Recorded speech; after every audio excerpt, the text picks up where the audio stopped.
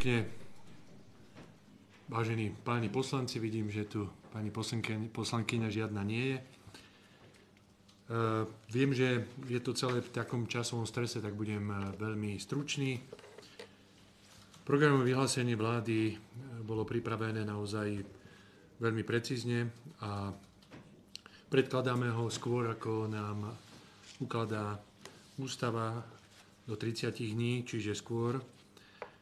Z toho dôvodu, aby vláda mohla naplňať svoje priority a myslím si, že je to veľmi dobré. Ja budem sa venovať zahraničnej a európskej politike, pretože to je náplň aj môjho rezortu a preto mi dovolte, aby som jasne zadefinoval to, čo chceme robiť v rámci zahraničnej politiky. Je to vlastne návrat suverenity do slovenskej zahraničnej politiky a ochrana slovenských záujmov.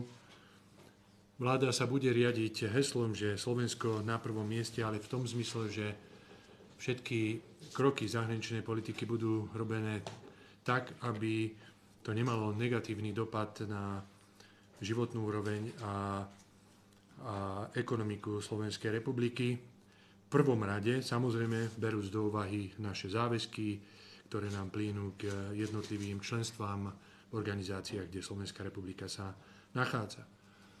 Bola tu veľká diskusia a zavádzanie ohľadom toho, že sa zmení zahraničná orientácia Slovenskej republiky po nástupe tejto koalície. Nič také sa nedeje, je to len možno záujem niekoho politicky vťahovať vládu do niečoho, čo nie je tak, preto chcem jednoznačne zadeklarovať, že naše členstvo v Európskej únii je nenahraditeľné a vnímame ho ako unikátne a jedinečné. Projekt, ktorý je pre nás životne dôležitý. Avšak to nás nezbavuje toho, že počas nášho členstva budeme presadzovať také politiky, ktoré budú pre prospech Európskej únie. A ak budeme vidieť, že sú tam nejaké kritické veci a nebudú sa vyvíjať tak, ako si myslíme, že je to v súlade nielen s Európskou úniou a aj jej základnými kameňmi, ak to tak môžem povedať, ale aj s našou vnútroštátnou politikou, tak budeme určite kritickí a budeme s našimi partnermi o tom diskutovať. Budeme samozrejme presadzovať, pretože je to vidieť v ostatných rokoch, aby Európska únia bola rovnocenným partnerom v rámci Spojených štátov, pretože zdá sa, že v niektorých oblastiach cítime, že Európska únia ťahá za kratší koniec. Pre nás je absolútne kľúčové, aby aj počas rozširovania, ktoré sa chystá na ostatnom zasadnutí Európskej komisie, ešte zachytili vyjadrenia, kde predsednička hovorila o tom, čo bude predkladať na Európsku radu, že nedôjde k zrušeniu práva veta. Dnes máme právo veta ešte k dispozícii v zahraničných a bezpečnostných otázkach Slovenskej republiky, rovnako v daňových otázkach a je to aj v otázke viacročného finančného rámca. To sú veľmi dôležité veci, preto nebudeme túto tému nejakým spôsobom rozvíjať. Je to pre nás prosto červená čiara, za ktorú nebudeme chcieť ísť. Jednoznačnými prioritami vlády z hľadiska Európskej únie je zachovanie adekvátnej výšky kohéznych fondov a spoločnej poľnohospodárskej politiky. Mohol by som pokračovať ďalšími vecami, ale tie si tam určite nájdete, preto prejdem k nášmu členstvu v NATO, pretože to bola tiež jedna z tých manipulácií našich politických oponentov, že náš postoj sa zmení. My sme členom NATO a budeme členom NATO, a budeme si plniť aj naše záväzky a tie záväzky hovoria o tom, že máme nejaké postavenie v rámci NATO, ktoré by sme mali zastávať a zároveň aj investovať do ozbrojených síl Slovenskej republiky v nejakej výške. Preto náš záväzok je, že chceme, aby boli dodržané investície na úrovni 2% HDP, aj keď to bude veľmi ťažké, pretože po bývalých vládach sú naše financie rozvratené natoľko, že budeme musieť venovať enormné úsilie k tomu, aby sme toto naplnili, avšak je to nevyhnutné potom, ako bývalé vlády a rovnako aj úradnícka vláda, i keď už v menšom množstve, doslova vyprázdnili sklady našich ozbrojených síl. Tá úroveň bola na úrovni účtovanej asi vyše 670 miliónov. Toto všetko budeme musieť z peňazí daňových poplatníkov obnoviť, aby sme zabezpečili akcieschopnosť ozbrojených síl a tým aj suverenitu do určitej miery, pretože tá bola tiež napríklad pri ochrane vzdušného priestoru narušená.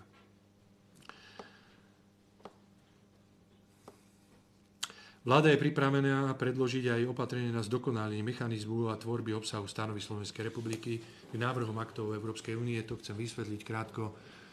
Nebudeme jednoducho pristupovať k schvaľovaniu na úrovni Európskej únie dokumenty, ktoré nebudú mať jasné analýzy dopadové, ktoré nebudú hovoriť o tom, že aký to bude mať dopad na ekonomiku a životnú úroveň Slovenskej republiky. A teraz ešte veľmi rýchlo a nechám priestor pre vás.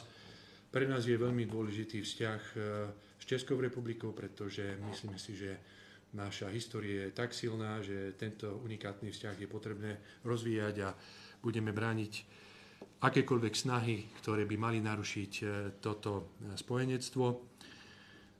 V4 formát ako taký je rovnako dôležitý, osvedčil sa nám v Strednej Európe pri mnohých veciach a myslíme si, že je potrebné ho oživiť, ale samozrejme je potrebné aj